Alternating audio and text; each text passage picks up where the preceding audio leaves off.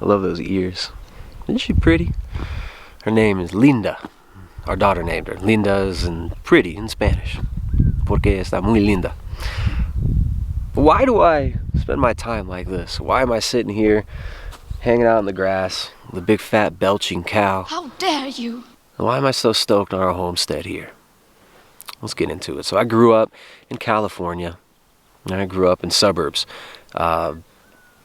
Stamped out houses, they all look the same, track homes, monoculture, monocropped homes, monocropped people. Grew up with serious autoimmune conditions, right? Allergies, asthma.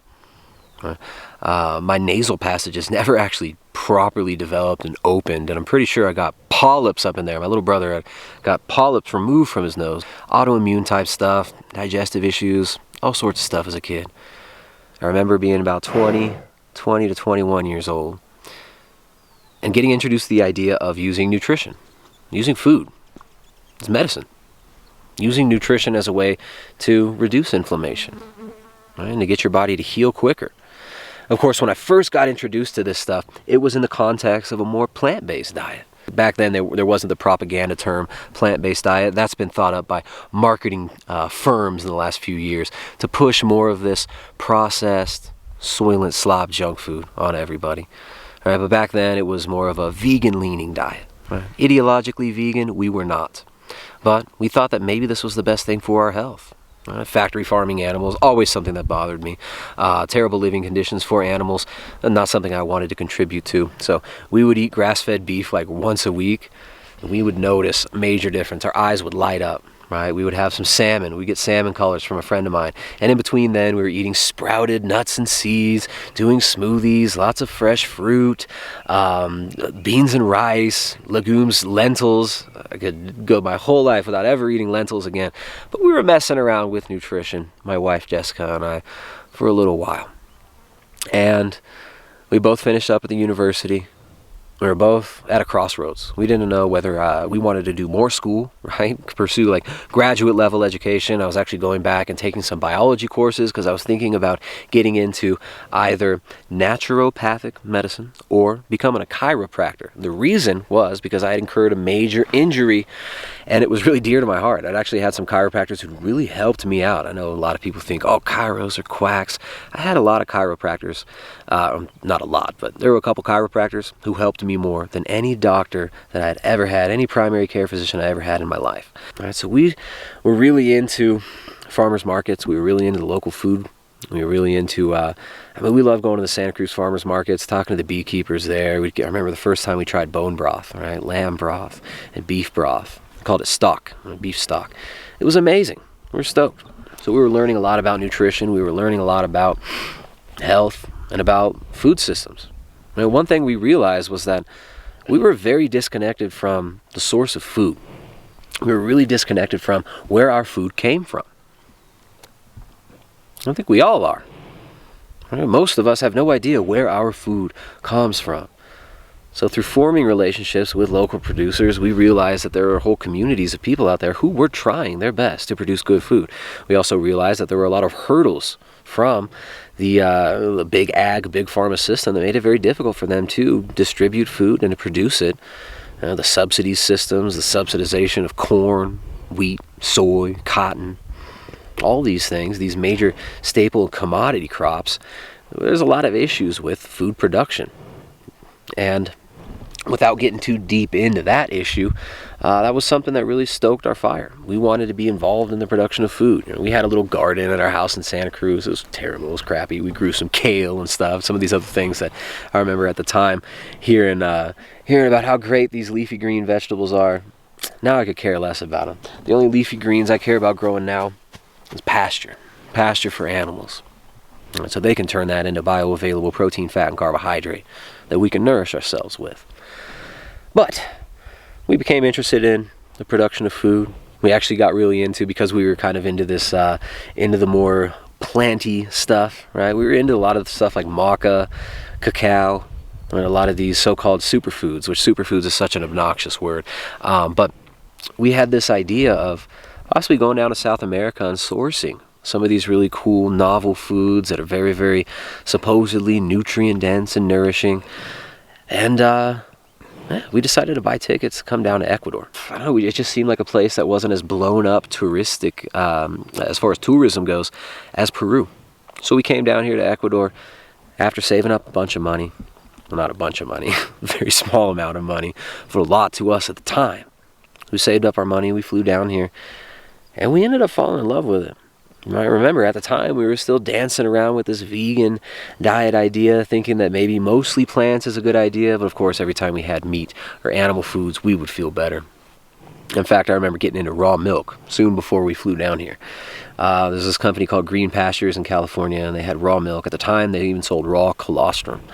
Oh my goodness, that was so good. I remember getting a bottle of that raw colostrum. I didn't even know what it was. It was right next to the kefir. Kefir. It's actually kefir. They had kefir, they had raw milk, they had colostrum. I tried all three of them, and I wasn't a big fan of the kefir. The colostrum was quite the experience. I felt amazing after having it. But realizing that raw dairy was illegal in much of the United States, that raw dairy was very, very difficult to procure in much of the world, really made us open our eyes to just how messed up our food system was. So anyways, when we got down here to Ecuador, one of the first people that we met that really imprinted on us was this woman, Martha. And at the time, she was probably almost 80, maybe mid-70s. She's getting old now. She's still around. And Martha had a goat. Right, we were interested in self-sustainability, right? Being able to sustain yourself off of your own land, being able to produce a majority of your own food and your own caloric needs off of your own land was what we were interested in. And we met this lady, Martha, and she had a goat, and the goat had just given birth. And we went up there, and I actually had footage of it from my old GL1, my Canon GL1 camera. It was a mini DV camera. And we got raw goat colostrum from her. It was just amazing. And then seeing her milk this goat, this 75-year-old woman walking up this really steep hill, this little house she had. It was so lovingly decorated, so meaningfully decorated, but it was just a shack. She was an expat who'd been here since the 70s. And she was doing it. Right? She was growing some of her own grains to feed her goat. She would get organic corn from her neighbors to supplement the goat's diet. She would bring it to fresh pasture, stake her down, tie her up so that she makes sure she doesn't escape, because the goats escape a lot and the fences are real bad here. And that really imprinted on me. I was just the first person I met that was actually doing it themselves. They weren't focused too much on growing plants. I remember having a conversation with her and asking her if she knew anybody who had met all their nutritional needs from growing their food on their own land as a vegetarian or a vegan.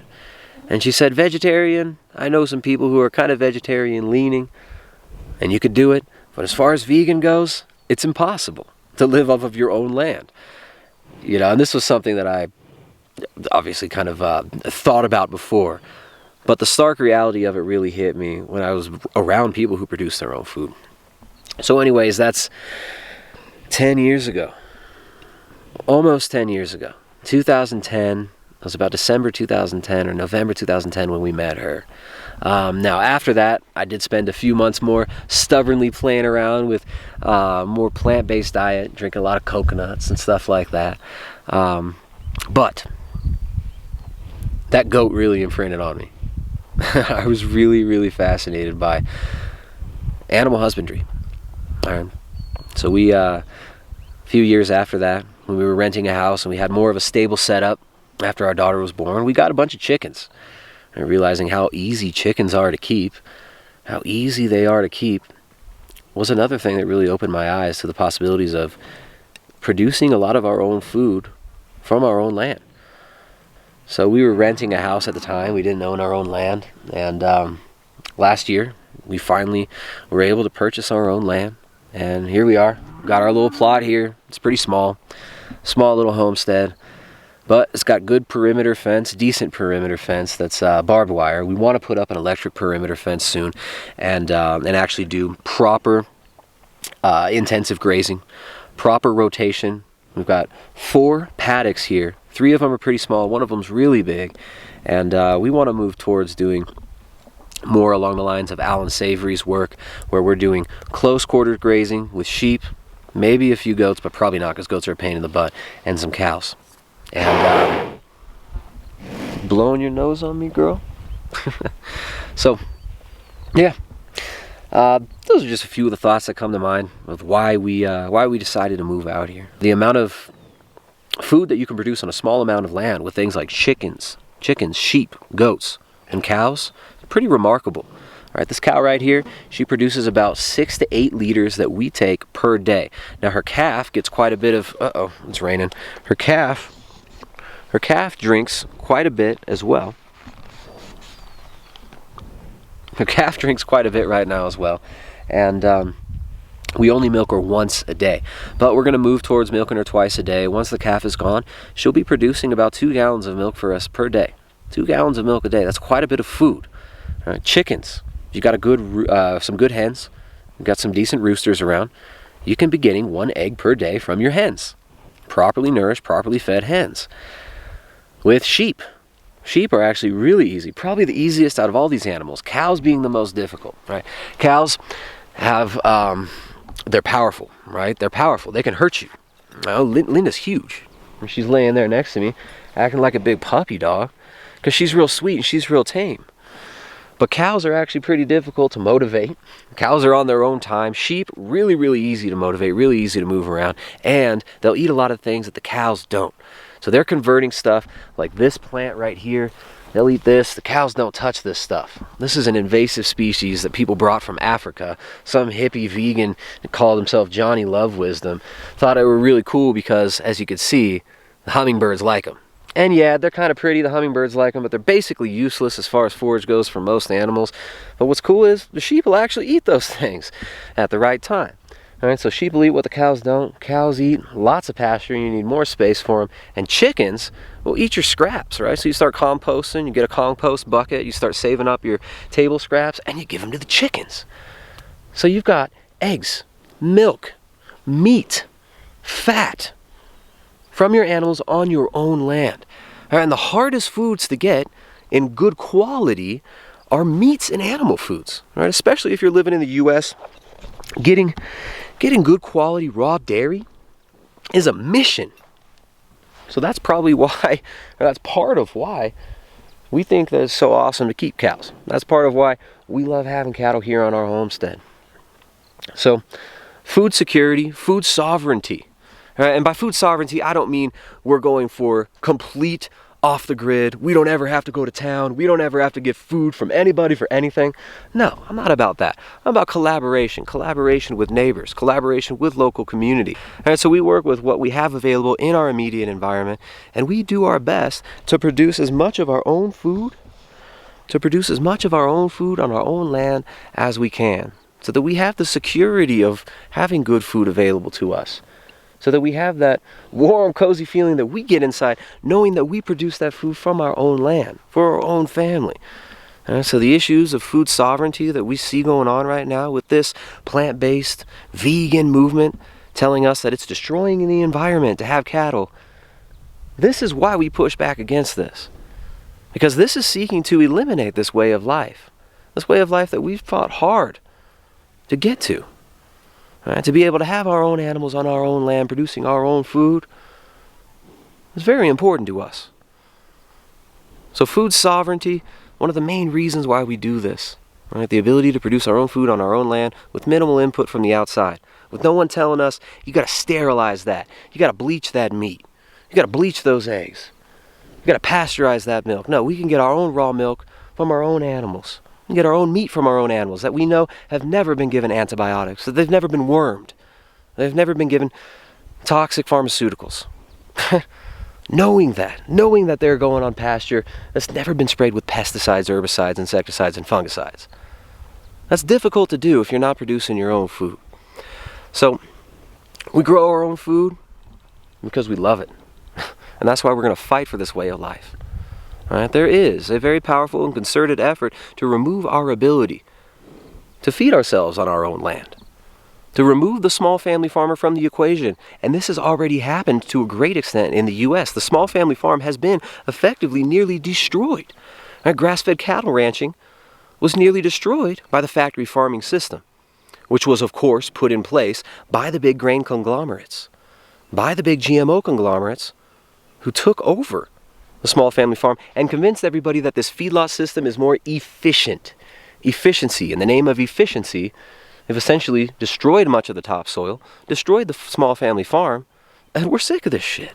All right, we're here trying to produce food off of our own land the right way. That we encourage other people to do this as well. So we got to fight back against this legislation that's trying to squeeze out small family farms, that's trying to classify our exhalations as environmental toxins, and our children as environmental toxins, and our livestock as environmental toxins. Now, this is no joke.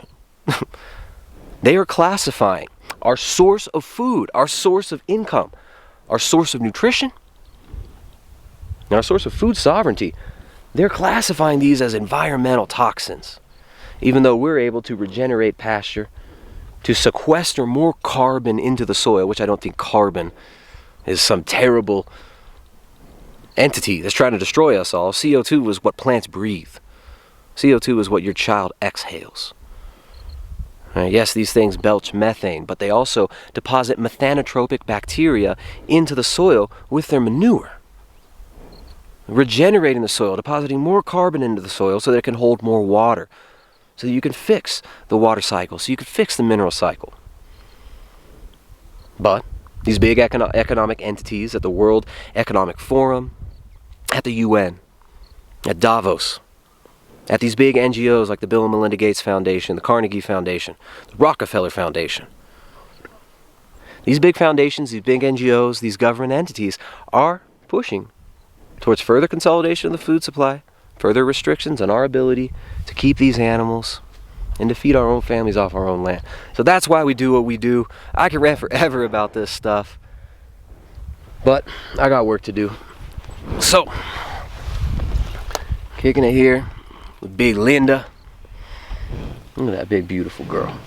We take care of these animals. We make sure they have good pasture. We make sure they're healthy, that they're well fed, that they're protected from predators, including human predators, and you dang kooked vegan activists out there.